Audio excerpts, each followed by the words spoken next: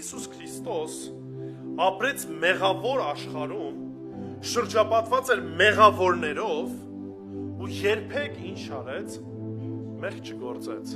Նույն Եբրայեցիս նամակի մեջ կարծում ենք, որ ասում է Հիսուս ամեն ինչ միջով անցավ, ամեն ինչով փորձվեց, բացի գիտեք ինչից, մեղքից։ Անմեղ էր, եթե նայում ենք Աստծո առաջ սուրբ էր, իր եւ մարդկանց առաջ ինչ էր, նորից անմեղ էր,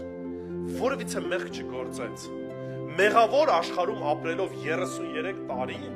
որևիցե կերպով մեղք չգործեց։ Ուրեմն, երբ որ մենք խոսում ենք ընդհանրապես այս առումով, պետք է հասկանանք, չի համար Հիսուս Քրիստոս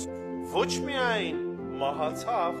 ոչ միայն մահանալուց հետո հարություն առավ, այլ սա նշան էր, որ ինքը քանի որ անմեղ էր, կարողացավ մեր համար, մեր մեղքերի համար մահանալ։ Եթե Հիսուս Քրիստոս անմեղ չլիներ, կարողանար որևիցե մեկի մեղքը ներել, որևիցե մեկի համար կատարել զոհ լիներ։ Ինչու՞։ Որտեվ եթե դու ինքդ մեղք ունես, դու չես կարա ինչ որ մեկի մեղքի համար զոհ լինես, եթե դու ինքդ արդեն այդ խնդիր ունես, մեղադրելի ես։ Հիսուս Քրիստոս, քանի որ անմեղ էր, որևիցե կերպով մեղք չէր գործել, մահացավ եւ իմ ու քո տեղը զոհ եղավ, կարողացավ այդ մեղադրանքը իր վրա վերցնի եւ մեզ ազատագրի այդ մեղքից։ Դե համար Հիսուս Քրիստոս, երբ որ խաչի վրա էր, հիշում եք, որ ասեց. «Տեր, ինչու ինձ լքեցիր»։ Հովհաննես Մկրտիչը, երբ որ Հիսուսին տեսավ առաջին անգամ,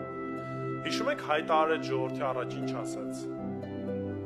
«Սա է Աստծո գառը, որ վեր է առնելու աշխարհի բոլոր մեղքերը, մարդկանց բոլոր մեղքերը ինչ անելու, վեր է առնելու»։ Հիսուս Քրիստոս դարձավ այդ կատարյալ զոհը, որ անմեղադրելի էր, մեղք չուներ ու ինչ արեց, մահացավ, որպեսզի ես եւ դու հնարավորություն ունենանք Տիրոջ առաջ կանգնելու։ Հասկանում եք,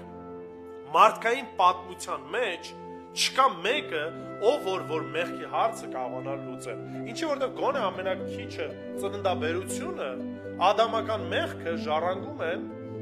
բոլորը։ Եվ հետևաբար այդ մեղքը հետո նաև հետևանք է ունենում, որ մենք մեղք են գործում, մեր սեփական արդեն մեղքն են գործում, թե Աստծո առաջ, թե մարդկանց առաջ, թե նաև մեր անձի նկատմամբ։